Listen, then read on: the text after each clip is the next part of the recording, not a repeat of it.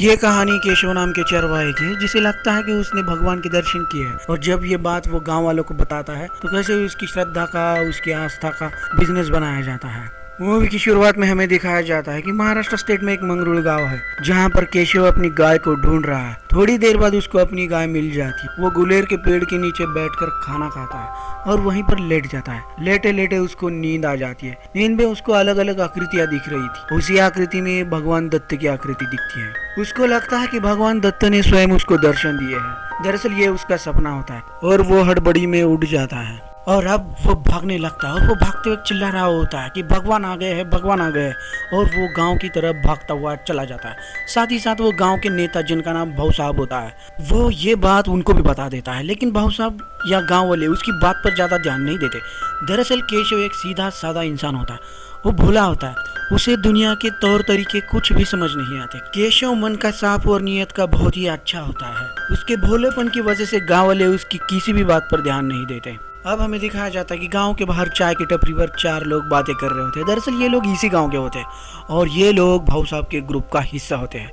इनमें अप्पा साहब नाम का एक आदमी होता है जो भाऊ साहब का ही भतीजा है। और अब इन चारों को भी केशव को भगवान दिखने वाली बात पता चल जाती है। ये लोग कहते हैं कि इस गाँव में पोस्ट नहीं आ रहा, रिश्ता नहीं आ रहा और अच्छी सी कोई नौकरी भी नहीं आ रही, और ये अचानक से भगवान कहाँ से आ गए। और वो लोग हंसने लगते हैं। दरअसल ये लोग कहीं ना कहीं केशव की नादानी का मजाक उड़ा रहे होते हैं। केशव जब अपने घर जाता है तो वो अपनी माँ को भगवान दिखाई देने वाली बात को बता देता है। केशव की माँ को पता है कि केशव एक सीधा साधा इंसान है और लोग उसका मजाक उड़ाएंगे, इसलिए वो उसे कहती है कि ये बात तुम किसी और को मत बताना। लेकिन केशव ने ये बात पहले से ही पूरे गांव में बताई होती है। और अब केशव और उसकी माँ उस जगह पर जाते हैं जहाँ पर केशव ने भगवान देखे थे। वहाँ पर एक गुलेर का पेड़ होता है। अब केशव की माँ उस गुलेर के पेड़ को पूजने लगती है ताकि केशव थोड़ा सा शांत हो जाए और वो ये बात गांव वालों को बताना बंद कर दे। अब रात को केशव अन्ना के पास जाता है। अन्ना एक बुजुर्ग और सुशिक्षित व्यक्ति है। अन्ना बहुत ही अच्छे इंसान होते हैं। ये सबकी मदद करते हैं। दरअसल अन्ना का और केशव का एक बाप बेटे की तरह रिश्ता होता है। इसलिए केशव अन्ना को सारी घटना बता देता है। वो कहता है कि मुझे श्री भगवान दत्त के दर्शन हुए। और अब यहाँ पर अन्ना केशव की प्रॉब्लम को समझ जाते हैं और वो कहते हैं कि अच्छी बात है कि तुम्हें भगवान ने दर्शन दिए, लेकिन ये तुम्हारी अपनी पर्सनल बात है। इस बात को तुम अपने तक ही सीमित रखो और इस बात पर दूसरों का भरोसा होगा कि नहीं होगा ये हम कह नहीं सकते। दरअसल अन्ना का कहना यह होता है कि केशव को शांत रहना चाहिए, लेकिन उसने पहले से ही ये बात पूरे गांव में बता दी होती है। दूसरे दिन हमें दिखाया जाता है कि जिस जगह पर केशव ने भगवान देखे थे उसी जगह पर एक आदमी आता है। ये फोन पर बात कर रहा होता है। दरअसल ये केशव के पास वाले गाँव का आदमी होता है। दरअसल गाँव के एरिया में मोबाइल रेंज की, टावर की प्रॉब्लम होती है, इसलिए वो आदमी उसी गुलेर के पेड़ के पास खड़ा होकर बातें कर रहा होता है, क्योंकि फोन को रेंज उसी जगह पे आ रही होती है। और जब वो बातें कर रहा होता है तो वो अपने सामने वाले को कुछ इंस्ट्रक्शन दे रहा होता है। फोन पर बातें करते करते वो गुलेर के पेड़ पर नुकीली चीज से कुछ लकीरें खींचने लगता है ताकि उसे सामने वाले को बताने में आसानी हो। ये लकीरें, ये आकृतियां उसके काम के रिलेटेड होती है। इस आदमी को भगवान वाली बात पता नहीं होती और वो थोड़ी देर बाद वहाँ से चला जाता है। अब दूसरी तरफ हमें यह दिखाया जाता है कि अप्पा साहब चाय की दुकान पर बैठे हैं। तभी वहां पर महासंग्राम नाम का एक आदमी आता है जो कि एक न्यूज रिपोर्टर है। और वो अप्पा साहब के दोस्त को बोलता है कि यार कुछ तो सनसनी न्यूज दो ताकि मैं अपने पेपर में छाप सकूं। कि तभी अप्पा साहब बोलते हैं कि हमारे गांव में भगवान आ गए हैं, क्या तुम इस न्यूज को छाप सकते हो। वो रिपोर्टर बोलता है कि हाँ, मैं कुछ भी छाप सकता हूँ, मुझे तो बस न्यूज चाहिए। अब दूसरी तरफ हमें यह दिखाया जाता है कि केशव को काफी बुखार है। इस वजह से उसके घर पर गाँव के सारे लोग इकट्ठा हुए होते हैं। उनको केशव की चिंता होती है। अब गाँव की औरतें ये अनुमान लगाती है कि केशव को भगवान ने दर्शन तो दिए, लेकिन भगवान की कोई पूजा नहीं कर रहा। इस वजह से भगवान को गुस्सा आया है और इस वजह से केशव को बुखार भी आया है। इसीलिए वो लोग केशव की मंगेतर, जिसका नाम पिंकी होता है, उसको पूजा करने के लिए भेज देते। जब वो जा रही होती है तो उसको रास्ते में चक्कर आती है और वो वहीं पर गिर जाती है। अब ये बात गांव में आग की तरह फैल जाती है। अब गांव वाले को ये लगता है कि इधर केशव बीमार है, उधर पिंकी को चक्कर आ गई है, तो ये सब भगवान की गुस्से की वजह से हो रहा है। पहले गाँव वालों ने केशव की इस बात को सीरियसली नहीं लिया होता, लेकिन अब गाँव का हर एक आदमी उस जगह पर इकट्ठा हो जाता है जहाँ पर केशव ने भगवान को देखा था। और जब गांव वाले उस पेड़ के पास जाते हैं तो वो देखते हैं कि उस पेड़ पर किसी ने लकीरें खींची हुई है। दरअसल ये लकीरें वही होती है जो फोन वाले आदमी ने फोन पर और गांव वालों को उस लकीरों में भगवान की अलग अलग आकृतियां दिखाई देने लगती है। किसी को उस आकृति में भगवान का सर दिखाई देता है तो किसी को भगवान का हाथ दिखाई देता है। तो लोग उस आकृति को देखकर हाथ जोड़ने लगते हैं। उन्हें लगता है कि ये लकीरें मतलब भगवान ही है। और अब गांव वालों को केशव की बात सच लगने लगती है। अब दूसरी तरफ हमें यह दिखाया जाता है कि अप्पा साहब का दोस्त रिपोर्टर जिसका नाम महासंग्राम होता है, उसने भगवान दिखाई देने वाली बात को पेपर में पब्लिश कर दिया होता है। ये बात भाऊ के वरिष्ठ नेता उनको पता चल जाती है और वह भाऊ पर गुस्सा हो जाते हैं। वो बोलते हैं कि अचानक से भगवान कहाँ से प्रकट हुए। दरअसल उनके कहने का मोटिव ये होता है कि लोगों का ध्यान कहीं और भटकना नहीं चाहिए। अगर हमें लोगों का वोट चाहिए तो हमें इस गांव में अस्पताल बनवाना चाहिए और भगवान की इस बात से लोगों का ध्यान भटक सकता है। इसलिए वो नेता भाऊ को बोलता है कि ऐसी बातों को गाँव में फैलने मत दो। भाऊ इस बात के लिए उस नेता से माफी मांगते हैं और बोलते हैं कि मैं इस बात को यहीं पर खत्म कर देता हूँ। अब रात को अप्पा साहब का ग्रुप और महासंग्राम मतलब वो रिपोर्टर ये सब मिलकर पार्टी कर रहे होते हैं क्योंकि उनकी न्यूज़ काफ़ी वायरल हुई होती है और इस बात से उनको काफ़ी फ़ायदा भी हुआ होता है। और इस पार्टी में अप्पा साहब का एक दोस्त होता है जिसका नाम होता है जाम्बुवंत। वो बोलता है कि इस न्यूज़ से हमारे नेता लोग क्या बोलेंगे।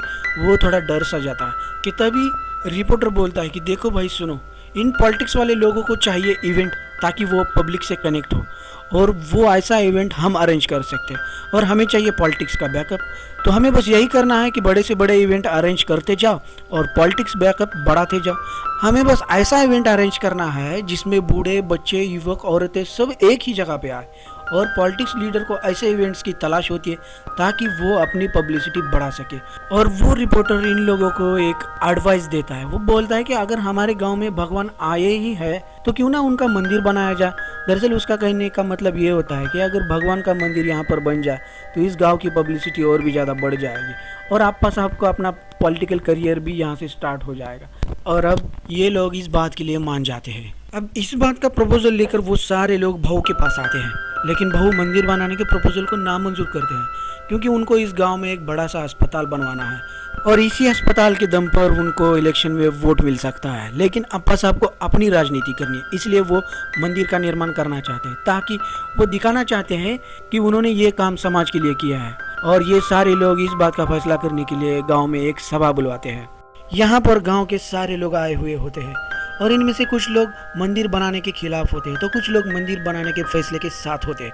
वही भाऊ मंदिर बनाने के खिलाफ होते हैं और जब उस मीटिंग में भाऊ गांव वालों को ये बता रहे होते हैं कि मंदिर बनाकर हमारा कुछ फ़ायदा नहीं होगा बल्कि हमें मंदिर की बजाय एक अस्पताल बनवाना चाहिए, कि तभी भाऊ को उनके बड़े नेता का फ़ोन आता है और वो बोलते हैं कि अगर हमें समाज सेवा करनी है तो हमें अध्यात्म भी ज़रूरी है, इसलिए तुम मंदिर के मामले में आड़े मत आना।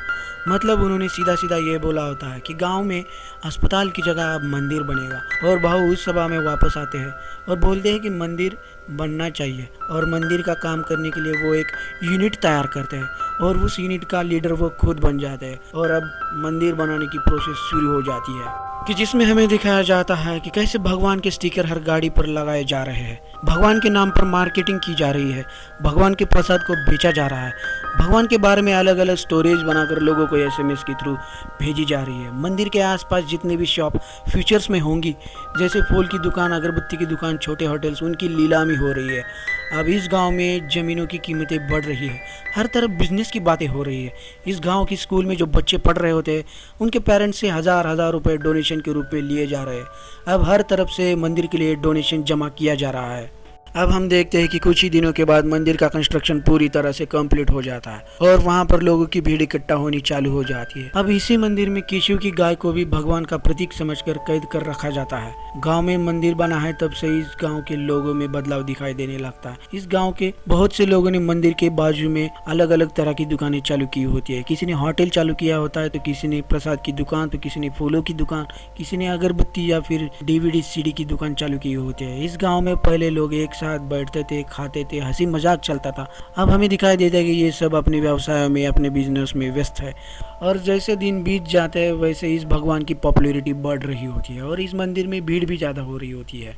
और अब कुछ दिनों के बाद हमें यह दिखाया जाता है कि अन्ना, जो इस गांव के बड़े बुजुर्ग हैं जिन्होंने हॉस्पिटल बनाने का सपना देखा था, वह ये गांव छोड़कर जा रहे हैं। वो अपने बेटे के पास जा रहे हैं। वहीं पर भाऊ आ जाते हैं और उन दोनों में बातें होना शुरू हो जाती है। भाऊ अन्ना को बोलते हैं कि क्या आप हमसे नाराज़ है क्योंकि हमने आपकी मर्जी के खिलाफ मंदिर बनवाया? आप सही थे अन्ना, लेकिन हमें उस टाइम मंदिर बनवाना ज़रूरी था। गांव में रोजगार मिले, नौकरियां आई, सड़कें बनी, बिजली की समस्या ठीक हो गई, ये सब मंदिर की वजह से ही तो हुआ। तो अन्ना बोलते हैं कि भगवान से मांग लेना अलग बात है और भगवान के नाम पर मांगना ये अलग बात है। आपने भगवान के नाम पर बिजनेस खड़ा किया है, ये तरक्की ये शोहरत आपको भगवान से मिली है, ये मैं मानता हूँ, लेकिन ये कितने दिन तक रहेगी मुझे इसमें संदेह हो रहा है। अन्ना बोलते कि विकास तो हुआ है, लेकिन ये विकास जिस तरह से हुआ है ये बिल्कुल भी गलत है, और ऐसा कहकर वो वहाँ से चले जाते हैं। वही दूसरी तरफ हमें यह दिखाया जाता है कि मंदिर में जो गाय है उसके पैरों में जख्म हुआ होता है। केशव उसी जख्म पर मरहम लगा रहा होता है, तभी लोगों की भीड़ इकट्ठा होती है। केशव को गाय का दुख देखा नहीं जाता और उसे गुस्सा आ जाता है और वो लोगों को वहाँ से दूर ढकेलने लगता है। गाय का जख्म देखकर वो भाऊ की बीवी के पास जाता है और बोलता है कि हमारी गाय को इलाज की ज़रूरत है, डॉक्टर को बुलाना चाहिए। भाऊ की बीवी बोलती है कि डॉक्टर को मैंने फ़ोन किया था लेकिन वो आ नहीं रहा। साथ ही साथ वो ये भी बोल देती है कि हमारी गाय अब बूढ़ी हो गई है, लेकिन हम इसके बाद इसी गाय की तरह सेम टू सेम दूसरी गाय ले आएंगे, और वो केशव को वहाँ से जाने के लिए बोलती है। केशव को इस बात से काफ़ी दुख होता है। अब दूसरे दिन केशव गाय को देखने के लिए मंदिर आया होता है, लेकिन मंदिर का मेन गेट बंद होता है क्योंकि मंदिर में कोई बड़ा नेता भगवान के दर्शन के लिए आया होता है। सिक्योरिटी रीजंस की वजह से केशव को अंदर जाने नहीं देते। केशव सिक्योरिटी गार्ड से बहस करने लगता है। वहीं पर अप्पा आता है, लेकिन वो भी उसे अंदर नहीं जाने देता। इस बात से केशव को गुस्सा आता है और वो अप्पा से भी बहस करने लगता है। इस बात से अप्पा के सारे लोग और अप्पा केशव को मारने पीटने लगते हैं। वो लोग केशव को मार मार कर वहाँ से भगा देते हैं। बाद में केशव को पता लगता है कि उसकी गाय जिसका नाम करडी था वह अब इस दुनिया में नहीं रही, दरअसल वो मर चुकी होती है। इस बात से केशव को काफ़ी दुख होता है और वो रोने। मंदिर के ट्रस्टी यानी कि भाऊ साहब ये तय करते हैं कि पुराने मंदिर की जगह बड़ा सा एक नया मंदिर बनाया जाएगा, जिसके लिए 27 करोड़ का खर्चा आने वाला है। वही हमें दिखाया जाता है कि केशव अपने ही गम में पहाड़ियों पर घूम रहा होता है, तो उसे एक पहाड़ी पर आदमी दिखाई देता है। वो आदमी केशव को पानी मांगता है। केशव उसको पीने के लिए पानी देता है। दरअसल वो एक डकैत होता है जिसके पैरों में गोली लगी होती है। केशव उसको पूछता है कि गोली कैसी लगी, तो वो बताता है कि वो एक डकैत है और पुलिस से दूर भागते टाइम उसको गोली लगी। अब केशव को ये लगता है कि ये डकैत इस मंदिर में डकैती करने आया है। वो डकैत बोलता है कि नहीं, मैं मंदिर में डकैती नहीं करता, बल्कि मैं 3-4 बार इस मंदिर में दर्शन के लिए भी आया हूँ। आपका भगवान बहुत ही अच्छा है। दरअसल ये आदमी डकैत तो होता है, लेकिन ये श्रद्धालु और आशावादी इंसान होता है, इस वजह से वो मंदिर में चोरी नहीं करता। अब केशव उसको पानी पिलाकर वहाँ से चला जाता है। अब हम देखते हैं कि उसी रात भाऊ को एक फ़ोन आता है। फ़ोन वाला आदमी भाऊ को कुछ ऐसा बता देता है कि भाऊ की नींद ही उड़ जाती है। वो काफ़ी टेंशन में आ जाते हैं। दरअसल इस गांव के मंदिर में से भगवान की मूर्ति चोरी हो गई होती है, और अब हमें दिखाया जाता है कि भगवान का मंदिर बंद है और यहाँ पर पुलिस प्रोटेक्शन भी दिखाया जाता है। इस वजह से वहाँ का माहौल काफ़ी टेंस होता है। वहाँ की सारी दुकानें बंद हो चुकी होती है और अब यहाँ की लाइव सिचुएशन दिखाने के लिए रिपोर्टर्स भी आए होते हैं।